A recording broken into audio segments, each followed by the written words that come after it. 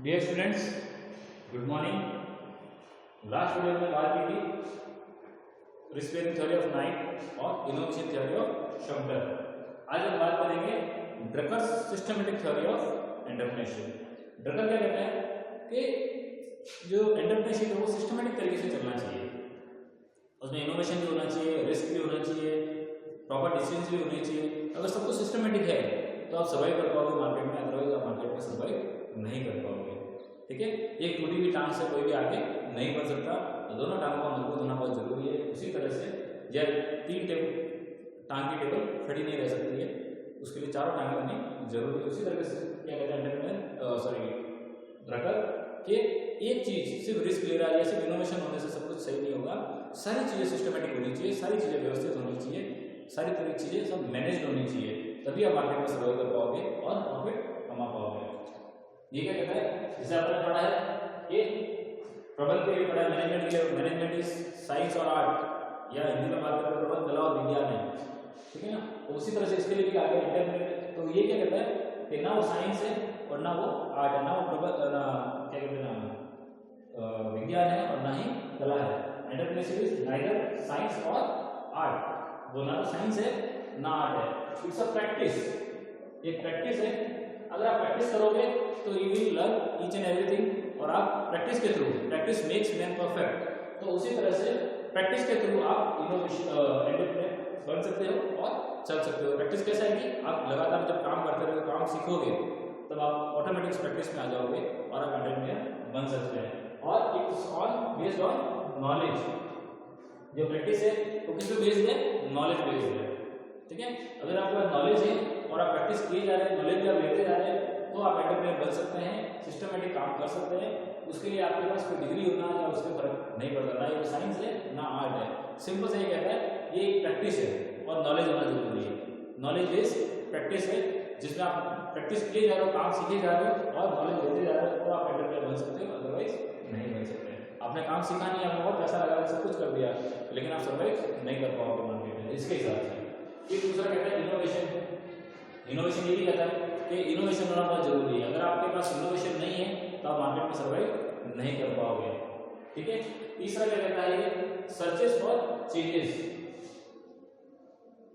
जो एंटरप्रेन्योर है उसको क्या करना चाहिए, चेंज के लिए ढूंढना चाहिए। चेंज क्या आ रहा है मार्केट के अंदर, क्या चेंज हुआ मार्केट में, क्या लोगों की बाइंग कैपेसिटी बदल गई है, क्या लोगों की फैशन बदल गई है, क्या लोगों का इंटरेस्ट बदल गया है, क्या लोग नई टेक्नोलॉजी यूज करना शुरू कर दिया लोगों ने, या कंपटीशन में नई चीज आ गई है।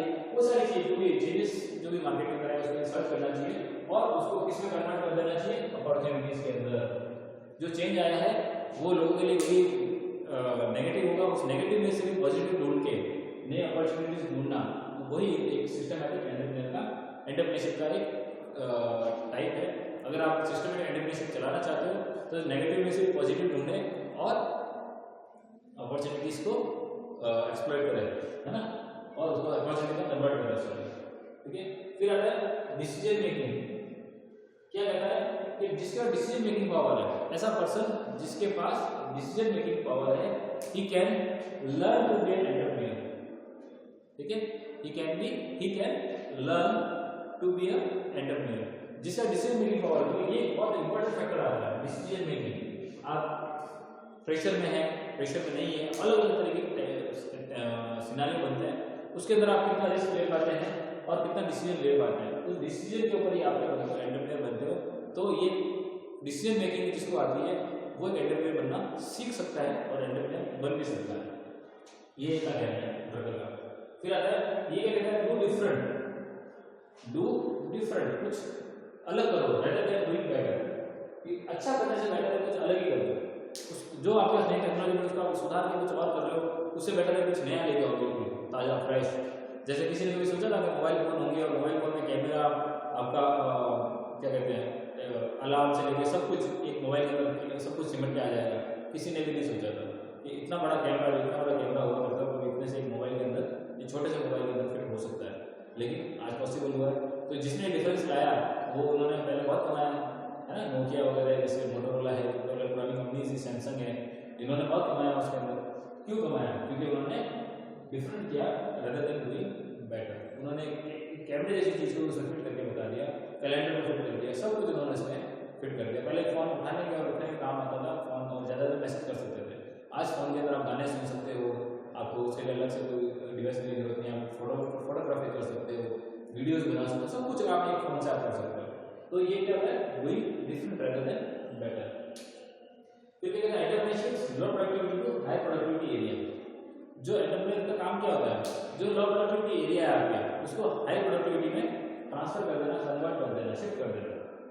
ठीक है, मुझे मालूम है कि यहाँ से मुझे फायदा नहीं हो रहा है, मैंने उसको शिफ्ट करके हाई प्रोडक्टिविटी एरिया के अंदर शिफ्ट कर दिया और काम करना शुरू कर दिया। जिसका मैंने एग्जांपल आपको दिया हुआ है बजाज। बजाज वाले ने क्या किया, स्कूटर बनाया थे, स्कूटर बाद में क्या हुआ, लो प्रोडक्टिविटी पे आ गया, तो उन्होंने क्या किया, हाई प्रोडक्टिविटी किस पे थी, बाइक्स पे थी, वो बाइक्स की तरफ ट्रांसफर हो गए, शिफ्ट हो गए और वापस से मार्केट के अंदर क्या हो गए, फाइनल हो गए। फिर आता need to be systematic and to be manage. Entrepreneurship कैसा होना चाहिए, सिस्टमैटिक होना चाहिए, मैनेज होना चाहिए। प्रॉपर तरीके से मैनेज हो रहा है, प्रॉपर तरीके से सिस्टमैटिक तरीके से काम कर रहा है, तो आप सर्वाइव कर पाओगे मार्केट में, अदरवाइज नहीं कर पाओगे। जैसे मैंने बताया कि एक टांग से आप रेस नहीं जीत सकते, आपको दोनों टांग होनी बहुत जरूरी है। और आपको रेस जीतनी है तो सिर्फ चलना है, सर्वाइव करना है तो बात अलग है, लेकिन अगर आप आगे बढ़ते जाना है, रेस भी जीतनी है, तो आपको सिस्टमैटिक और मैनेज होना बहुत जरूरी है। सबको सिस्टमैटिक करना है, जिसके अंदर इनोवेशन भी आ गया, रिस्क भी आ गया, आगे लेबर्स भी आ गया, प्रोडक्शन भी आ गया, मार्केटिंग भी आ गया, सबको सिस्टमैटिक तरीके से चलाना है। और लास्ट आता है गैदरिंग एंड यूजिंग रिसोर्सेज। जो रिसोर्सेज आपके अवेलेबल है, गैदर करना, इकट्ठा करना और यूज करना है for product to produce results. आपको जो रिजल्ट चाहिए उसको प्रोड्यूस करने के लिए आप किस तरह से जो रिसोर्सेज अवेलेबल है उनको इकट्ठा करते हो और किस तरह से उसको यूज करते हो, ये बहुत इंपॉर्टेंट फैक्टर उसके अंदर आता है। अगर आपके पास रिसोर्सेज है या नहीं है, केवल लेके आपका लेकिन हो रही है, रिसोर्सेज अवेलेबल नहीं हो रहे हैं, तब किस रिसोर्सेज से वो सारा काम निकाल सकते हो, या लिमिटेड रिसोर्सेज से किस तरह से अपना रिजल्ट प्रोड्यूस कर सकते हो, यही सिस्टमैटिक और मैनेज एंटरप्रेन्योरशिप कहलाता है। तो ये था ड्रकर का, पीटर एंड ड्रकर की थ्योरी ऑफ सिस्टमैटिक एंटरप्रेन्योरशिप। तो ये थी आपकी थ्योरीज आपकी सारी खत्म हो चुकी है। नेक्स्ट वीडियो में बात करेंगे प्रमोशन ऑफ न्यू वेंचर के बारे में। कभी जब एंटरप्रेन्योर कोई नया वेंचर प्रमोट करता है तो उसके लिए उसको क्या क्या करना पड़ता है और किस तरह से काम होता है, उसके बारे में डिस्कशन करेंगे। तब तक के लिए थैंक यू।